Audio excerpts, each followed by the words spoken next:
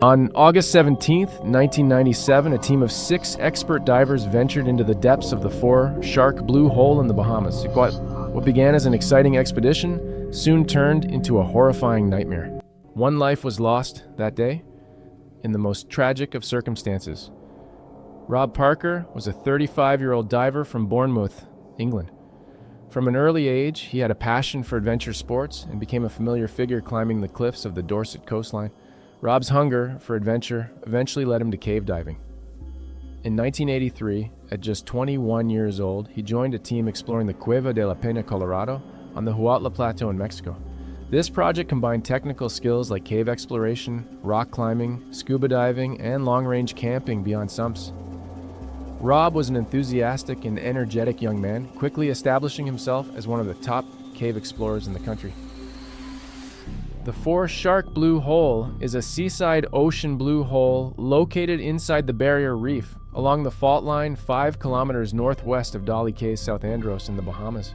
It is one of the largest caverns in the Bahamas, with an entrance that is a coral-rimmed basin about 33 feet deep.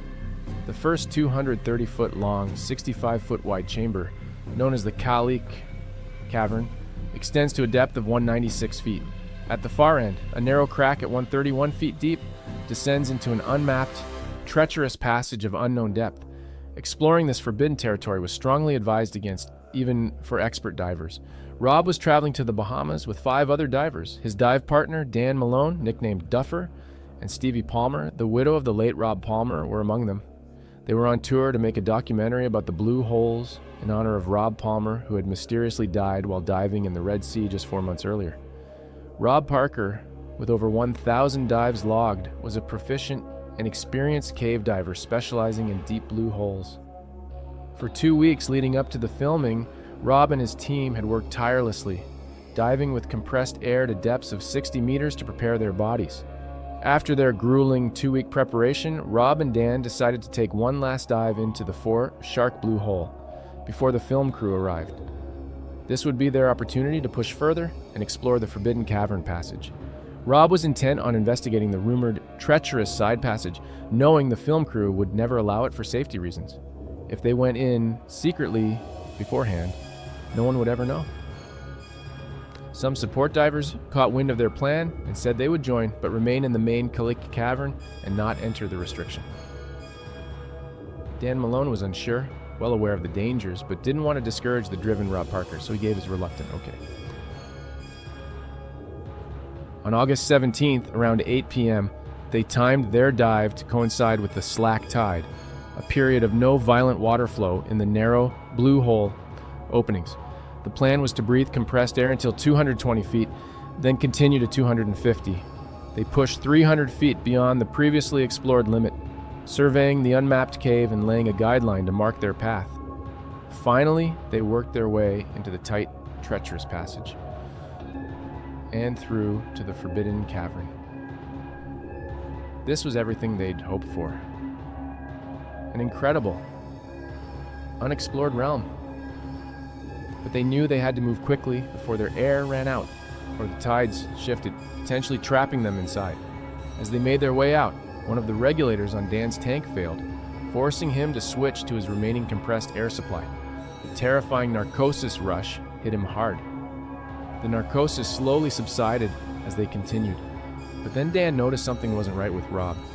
He seemed to be struggling, his kicks slowing. Suddenly, Rob stopped kicking altogether and began sinking rapidly. It took Dan 30 to 40 feet to catch up and stop Rob's downward momentum.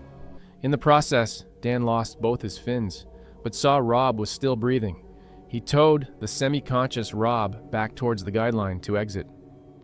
As they reached the narrow passage again, Rob seemed to regain full consciousness, a miracle in itself.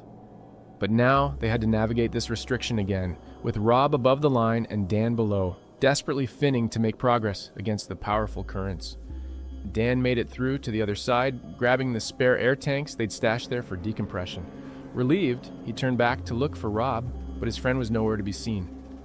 Dan frantically waved his light around, trying to get the attention of the support divers in the main cavern.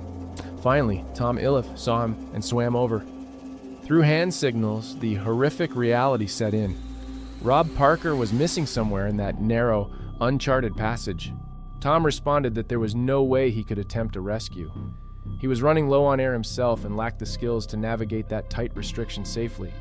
Using the decompression tanks would have been toxic at that depth. For the next 3 hours and 20 minutes, Dan underwent decompression on the surface. His mind raced through all the possible scenarios of what could have happened to his friend and dive buddy. The next day, Dan returned with Stevie Palmer and recovery diver Brian Kakich, specialized in retrieving drowned bodies. They searched for Rob, eventually making the grim discovery. At a depth of 149 feet, they found Rob Parker's body, head down, facing back into that ill-fated passage he'd been so determined to explore. However, timing the recovery with the tides meant they could not retrieve him immediately. It took 2 more agonizing days before a team could remove Rob's gear and carefully extract his body back through that narrow, 175-foot ordeal of a passageway. No autopsy was performed, but the Coast Guard investigator believed the most likely cause was nitrogen narcosis, having disoriented Rob, made him become trapped, and ultimately drown in that treacherous underwater tomb. Rob Parker's death was a devastating tragedy that shocked the close-knit cave diving community. An extremely experienced diver with over 1,000 logged caves and deep dives, Rob had transitioned his focus in recent years to filmmaking and other adventures like rock climbing. Some wondered whether the lack of consistently pushing his limits may have made him inadvertently complacent about the incredible risks he took that fateful day in the four-shark blue hole. What if he had resisted exploring that forbidden passage, sticking to the team's original plan? What if Dan or the support divers had somehow been able to reach him in time? These haunting what-ifs linger unanswerable, while Rob Parker's overconfidence and insatiable thirst for the unknown ultimately claimed his life. It was that same daring, adventurous spirit that made him such an extraordinary explorer. From an early age, Rob seemed driven by a relentless hunger to push boundaries, charting paths where few dared to venture. His passion for cave diving epitomized that fearless mindset, willingly plunging into the inky blackness of unmapped depths, both awed and undaunted by nature's hazardous marvels. It was a zeal that inspired awe among his peers and propelled Rob to the upper echelons of his craft. Yet that fateful dive into the four-shark blue hole served as a stark reminder that even world-class skills, experience, and preparation cannot entirely tame the perilous, unforgiving nature of cave diving. The underwater labyrinth cares not for human ambition, confronting explorers with the harsh realities of a single, ill-timed mistake's potentially mortal consequences. Rob's tragic end, trapped in that seamless trespassing endeavor, highlights the humbling line between brave and reckless that every expert must walk. His death stands as a sobering caution about the axiom that cutting-edge pursuits demand nothing less than consummate precision alongside that searching spirit. For in the silent, sublime depths, one careless overreach can swiftly become an inescapable, final reckoning. If you found Rob Parker's story interesting and want to learn more incredible tales of adventure and survival, be sure to subscribe and catch my next video. Until then, let this serve as a sobering caution to always respect the risks and limits, even when daring to plumb the depths of the unknown. Hit that like button if you enjoyed this video, and let me know your thoughts on Rob Parker's fate in the comments below. I'm always eager to hear your perspectives. Thanks for watching, and remember, fortune favors the bold, but the depths demand ultimate respect. I'll see you next time.